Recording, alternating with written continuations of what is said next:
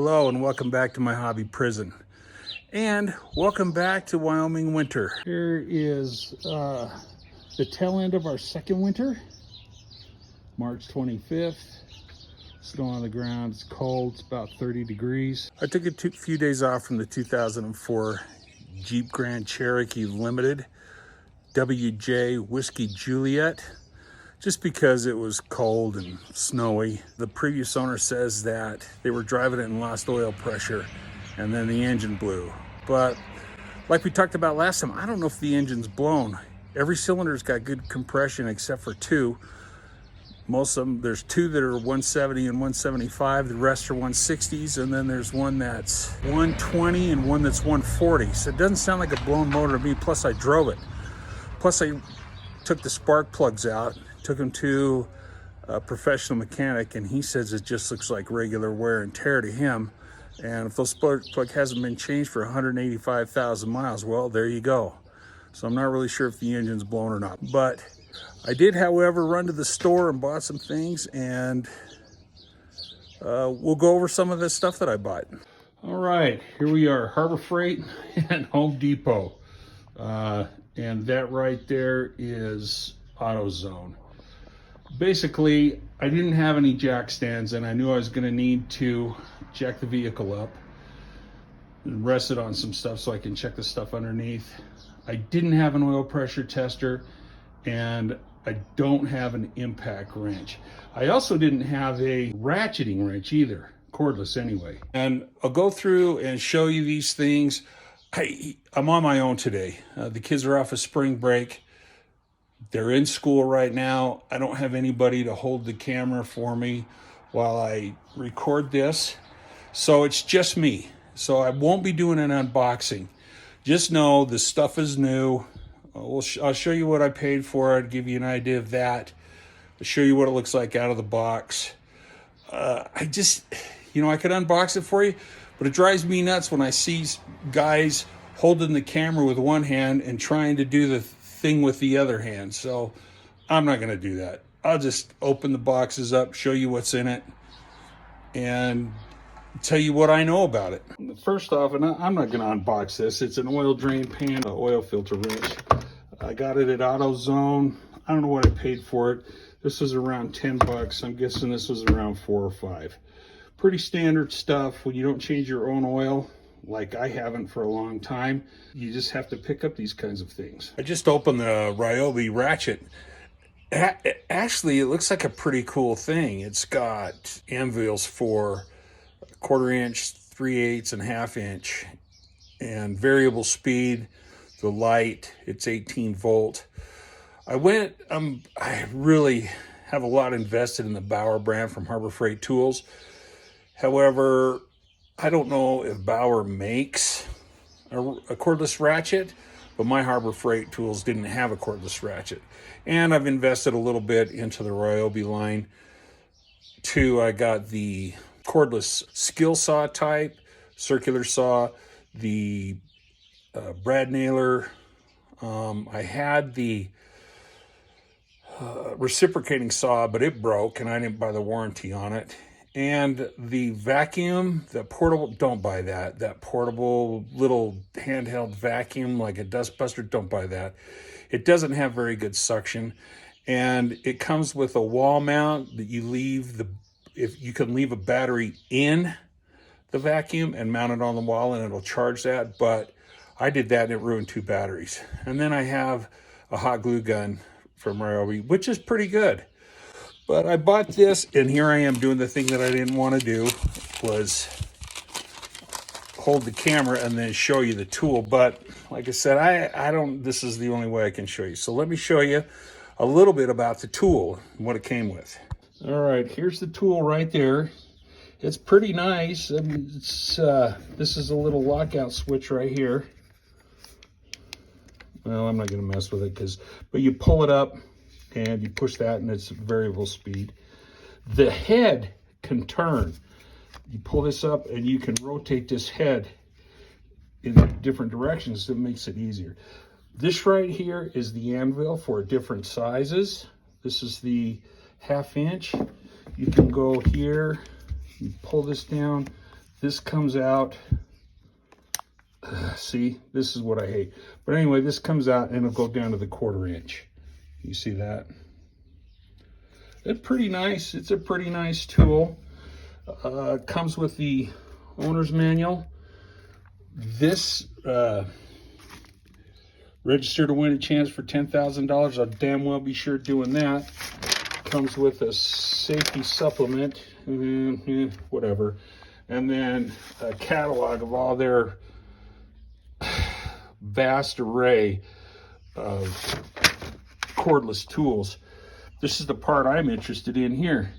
Register for a chance to win $10,000, and then write a review for a chance to win $1,000. I don't know much about this Ryobi ratchet. I'm excited to try it out, and we're going to be using it on this Jeep, so we'll give that a try, and we'll write a review about it later. Now, that cordless vacuum that I was telling you about, that Dustbuster style, it's got a flaw in it. There's a switch in there, a safety switch, that just stops working, then your vacuum doesn't work anymore. So you either have to remove it or figure out a way to override it. So that was a problem.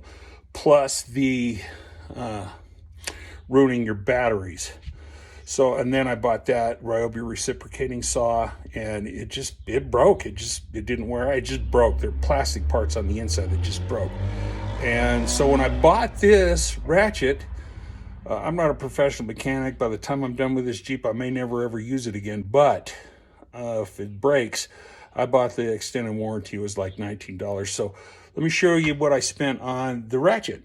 All right, we can see there the ratchet was $119, and then the warranty was $19. Tax and everything came to $146.28. It doesn't come with a battery, but I've got 4 Ryobi tools.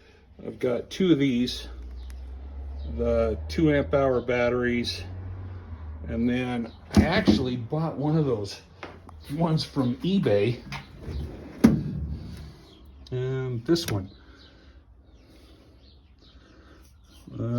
It's a knockoff, and I can't remember how many amp hours it was. 6 amp hours. It was like, well, Ryobi wants $100 or $200 for their batteries, and I think I paid $35 for this one. And I've used it a lot, and it's never given me a problem. So the battery situation, I've got Ryobi batteries, is good. So we'll move on to the next thing I bought today.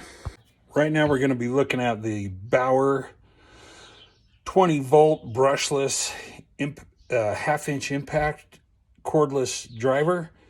Is that what they call it? I call it a wrench. Anyway, I got into the Bauer line because it had 20 volts, and I felt it was probably a little bit more powerful than the Ryobi. So I got in the Bauer, and now I'm invested in it, and I think back and maybe I should have gotten the Hercules, but so far, I mean, I have a Bauer impact driver and a Bauer cordless 20-volt drill driver. They've never given me any problem. And as much as I use tools like this, it should be okay. I did, however, buy the 2-year warranty on this just in case. It was $129. We'll go over the prices on all this stuff when we open all the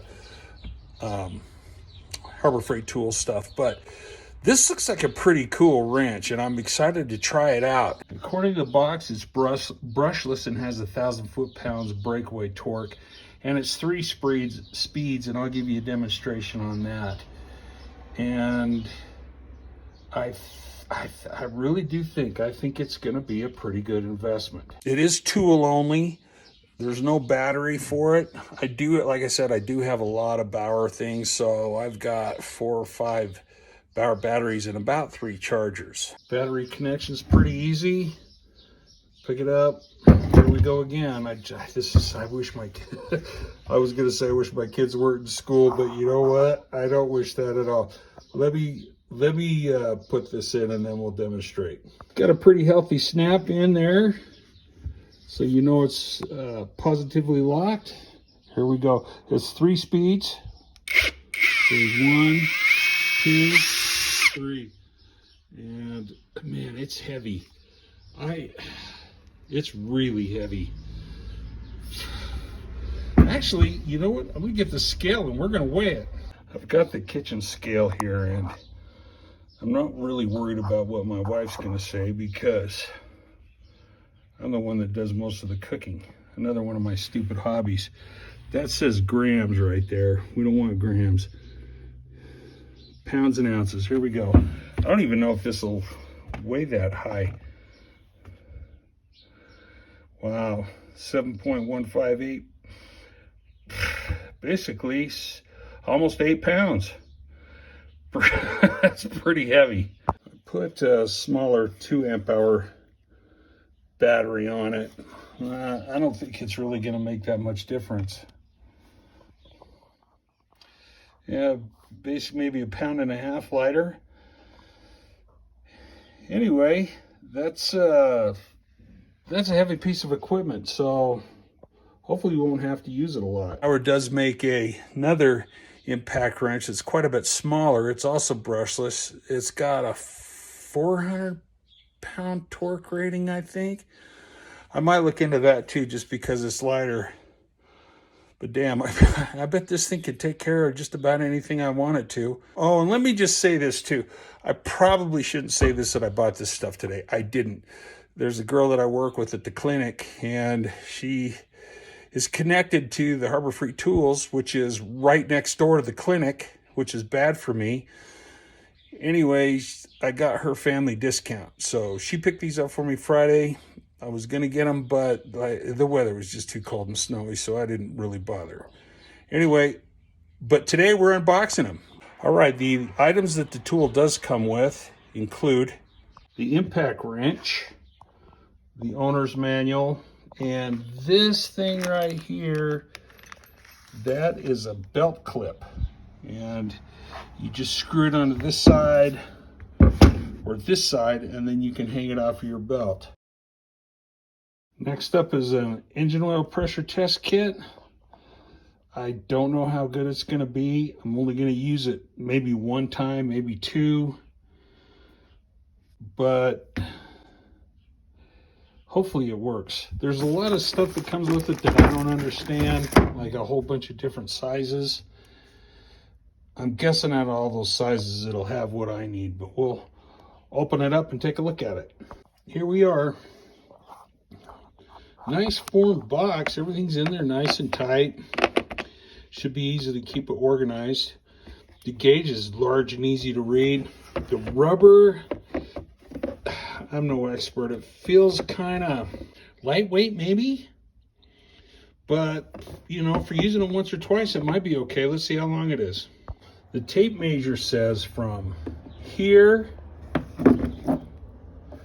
to the gauge, the connection on the gauge here, is about 64.5 inches. That should be plenty for you to hook it up and run it up to the top of the engine compartment if you needed to while your vehicle's running, so you're not laying under it.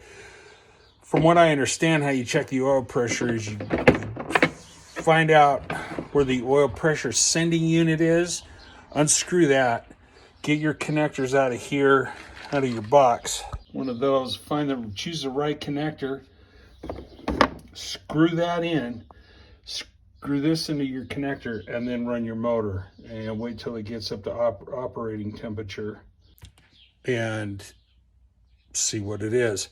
Now on the Jeep at idle, I've got a manual coming, like a Chilton's or a Haynes service manual. Maybe it'll tell me in there, but online the nearest I could find was around 60 PSI at 2,500 RPMs at idle. I'm not 100% sure of that, so don't quote me on that. As my boy Dalton says at Pole Barn Garage, I'm an idiot. And you know what? I'm an idiot. I'm not a professional. I don't even do this hardly at all. I do know my way around an engine a little bit. When I was quite a bit younger, I put an engine in an old Jeep CJ5, and I rebuilt an engine in a 72 GMC Jimmy. But you know, when it comes to electronics and this other stuff, I just asked my friends and people I knew if they could help me finish it up. So I'll probably end up doing that too, but I'll bring you along for the ride and it'll be fun. So the Ryobi ratchet we got covered, the Bauer impact wrench we got covered, and now we covered the oil pressure testing kit. We've got a couple more things to go over, so stay tuned. I just unpacked these 6-ton floor jacks from Harbor Freight Tools. I like them. They're heavy. They look great. They look real solid. They were packed really well. These are the actual jack stands. They appear to be basically a foot. They're basically a foot from, say, 2 feet maybe. You see that? Right up where they would connect right there is another foot. So you might have 2 feet of jack standing on there. Now, I don't know if you all remember this, but Harbor Freight Tools a couple years ago, some of their jack stands malfunctioned and they were collapsing under pressure, and they discontinued them and had a recall, and you had to bring them back in. Now, I did that, and I didn't replace them. I think I took store credit and got a little 1-inch grinder, because part of my other prison hobby is making knives. So I got a little 1-inch grinder instead of using this all the time. This thing right here, this is my notebook for keeping track of that Jeep, but that it's kind of too wide for really getting the shape of a blade. What happens is the handle will get up on that and you can't really get the blade close to there. So what I did is I went and picked this little thing up right there, and I think it was about even. I might have had to pay a few extra bucks for it, like a couple, but it was about even. Anyhow, while I'm working on the Whiskey Juliet, I need some floor jacks. So I wanted some you could, get up there pretty high, because I'm working on a 4-wheel drive vehicle. So I picked out these 6-ton Daytona jack stands, and we'll go over the price later. But anyway, the Harbor Freight Tools isn't taking any more chances on having accidents with these jack stands. Let me show you what I mean. Hopefully I can do this without too much trouble with one-handed, but I don't know what they call this piece, but here it is. And it goes in this way, right there. And if you want to move it, if you want to adjust it, you lift this thing up and down, it ratchets. Man, I wish I had somebody to help me with this. Hang on. I've got my phone gently in the vise, but here's how you lift it up, adjusts down like that. You need to raise it. You raise it to where you need it, and it locks. Here's the safety part. I've never seen this on jack stands before. This is a safety pin. It goes right in here. Slides through. This will not move ever. And then to make sure it's even more safe than that doesn't come out, it has a safety pin. And you just take it, there's a hole right in the top. You can't see it, but there's a hole right in the top of your pin for your safety pin. You drive it in there and it latches like that, and then that's never coming out. Pretty neat. So you get 2 jack stands, 2 whatever these are, the safety mechanisms, and the owner's manual. So let's go over the receipt. The oil pressure testing kit was $23.99. I don't know if it's worth it or not. The 24 brushless, the 20 volt brushless torque wrench, $103.99. Now that in the store said it was $129.99, but the Spring Black Friday sale is coming up, and I believe they've got it on sale for $99. I don't know where the $103.99 came from. There's the replacement plan was $40. I got the heavy duty jack stands for $63.99. They're also going to be on sale. And a 2-year replacement plan for those, this is $12.99. So the total was $292.95. The associate discount was $48, so the total was $256.47. So that'll give you an idea of what I'm spending on this Jeep. Now, I've got a whole bunch of tools already. Finally, let's go over the spark plugs. Now, I bought some spark plugs from AutoZone.